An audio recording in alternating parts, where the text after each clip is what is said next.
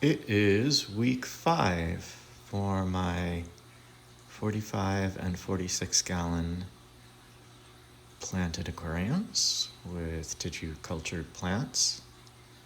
So we'll start with the 46 gallon. And as far as the plants go, not that much has changed. Again, this is a lot of cryptocorynes, which are pretty slow growing. But I did add some shrimp to this tank. So if we zoom in, can go in closer down here. I see one running along the bottom. That is an Amano shrimp, but it is a lemon colored one from Aquatic Arts. They have lemon and snow. So I decided to get the lemon one, and it's like slightly yellower than normal Amano shrimp without any of the little markings on it. And then I also got some new Cardinia. I got orange sakura, and there are some sky blue ones in here as well. I'm looking around, I don't see any of them, but I think there's about 6 or 7 of each. Oh, there's one of the sky blue right down there, running along the bottom. It is so annoying how these this new iPhone just switches focus back and forth when you're trying to go in close on things. That is crazy. Anyway, so initially for this tank, I was just going to do the sky blue, and the orange sakura were for my 33 gallon, the river tank. But after I'd already ordered them, I realized that some of the gobies that I want to get for that river tank, possibly, are not ideal to keep with shrimp. They might be predatory towards them. I thought they all sort of grazed on algae, but there are some species that supposedly are more likely to eat little shrimp. So I thought it would be safer to put them all in here. Not ideal to mix the color variants, I guess. If you want to, strive for a specific color, I don't know what mixing the orange and the blue is going to get me. I prefer the orange, actually. The blue ones, they're not as noticeable. Can't really see them as well. The orange ones really show up well, though. So, I don't know. We'll see what happens. We'll see if they even establish themselves in this tank and which ones do better and what they end up looking like. But I don't care too much either way. I just wanted to add some shrimp to eat any remains of food that the teeny little killifish miss. I also added, I think, maybe 4 autosynclus to this tank. So, yeah, I think that's about it. The plants, not much has changed. Now for the 45 gallon, I just added some of the snow Amano shrimp to this aquarium. I posted another video of some of them, just a short little clip of them the other day, if you want to see what they look like. But they're just like a whitish version of Amano shrimp. Now I'm thinking that the plants in here, you can see in the middle, the really tall plant is Rotala willickii, and it is not forming its underwater, really fine, ferny sort of foliage. And I'm wondering if my light in this aquarium just isn't strong enough, and maybe that's why. Stuff seems to be growing a little slower than I would have expected. Maybe not. Maybe I was looking at old photos from my my last tissue culture tank, which was a 40 breeder about 6 years ago or 7 years ago. I feel like things at this stage had already grown a little bigger. The foliage has started to change. So I've grown Rotala willickii from tissue culture before, and I'm pretty sure it was much faster to change its form. So if you look closely at it, I don't know, like the inner nodes seem pretty long between the leaves. So I'm wondering if the light I have in this aquarium just isn't bright enough. The 40 breeder is a much lower tank, so the light I had, even if it wasn't any stronger, it would have been stronger just because it had less depth to go. There's really not much I can do about that. I can't afford to buy a brighter, fancy light right now, so I'm just gonna have to see what happens and deal with it. The plants look okay otherwise, like the Limnophila is looking really nice, and the Rotala is looking pretty red. I mean, it's not insanely red, but it looks okay. The new Pagostemon Helferi in the front is slowly starting to change form. The Sturgeini look nice.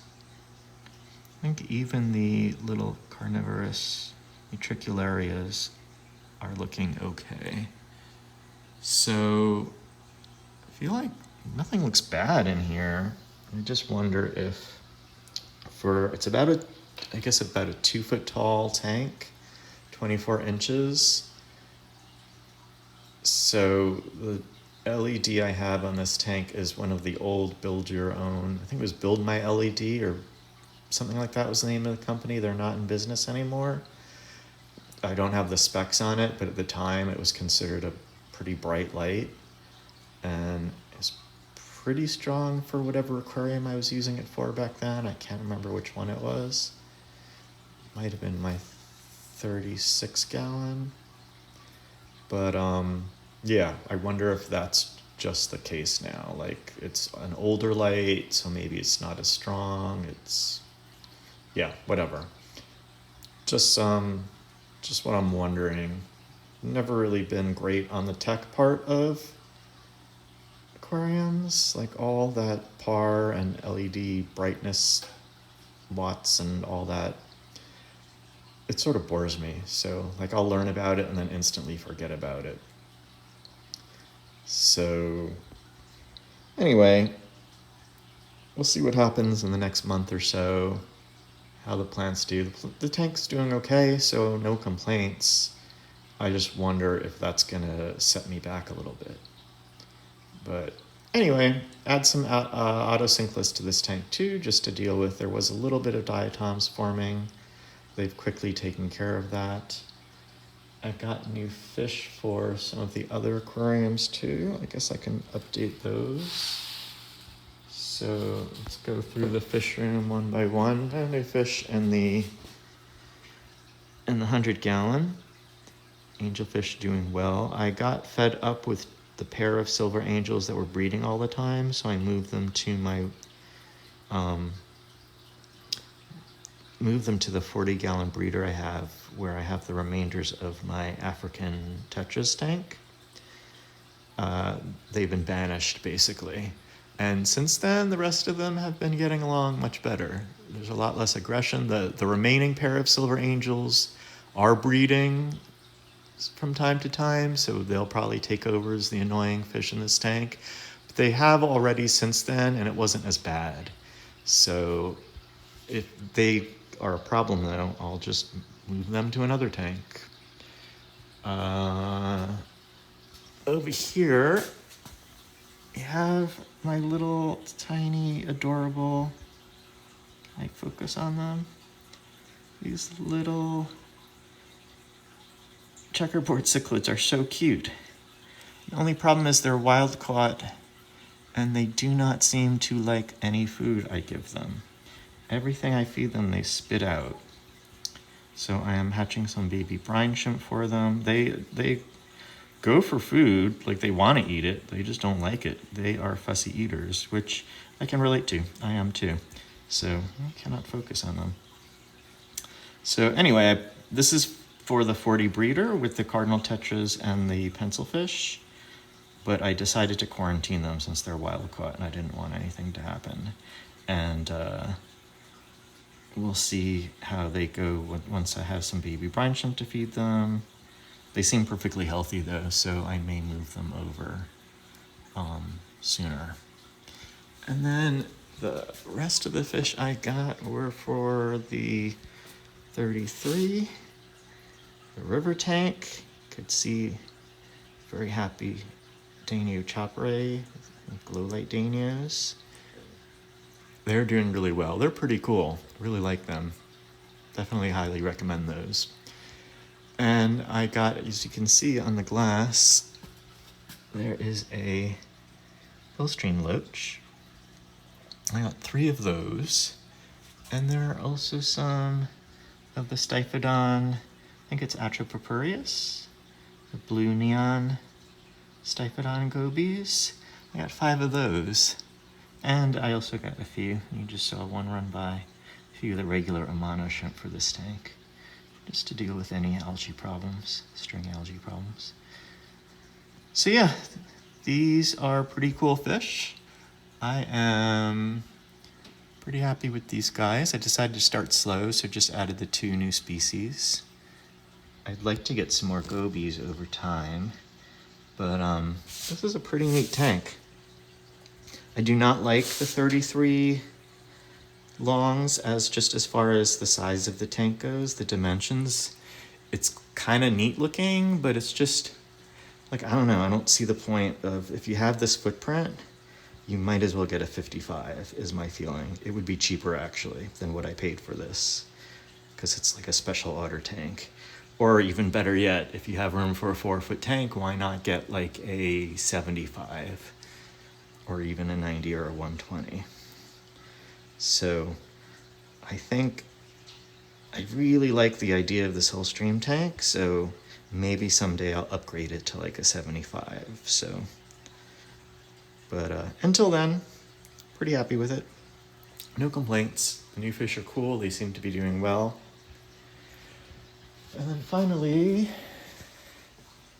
don't film this tank as much because it's the only tank on this side of the room and it's hard to film without getting the reflections of the other tanks. But this is my sort of Blackwater 40 breeder. And I added the cardinal tetras and the pencilfish to go in with the cherry spot Rasboros and the Hyphesobricon amapaensis. And I really like this tank. These fish are all really like bold. They're bold eaters. They're not scared of me. So if I go up to the tank, they don't freak out. I'll do an update on the 120 that I broke down in the African Tetra tank and talk more about that, about fish that are not fun to look at. Yeah, I'll do a whole video on that soon. But anyway, this tank, pretty great. Highly recommend these two cardinal tetras and this dwarf pencilfish are a really good combo, I think. So if you're looking for some little dither fish or just little tetras and maybe for a Blackwater tank, very highly recommend these. You will not be disappointed. So that is pretty much an update on everything going on here. I think this is long enough, so thanks for watching.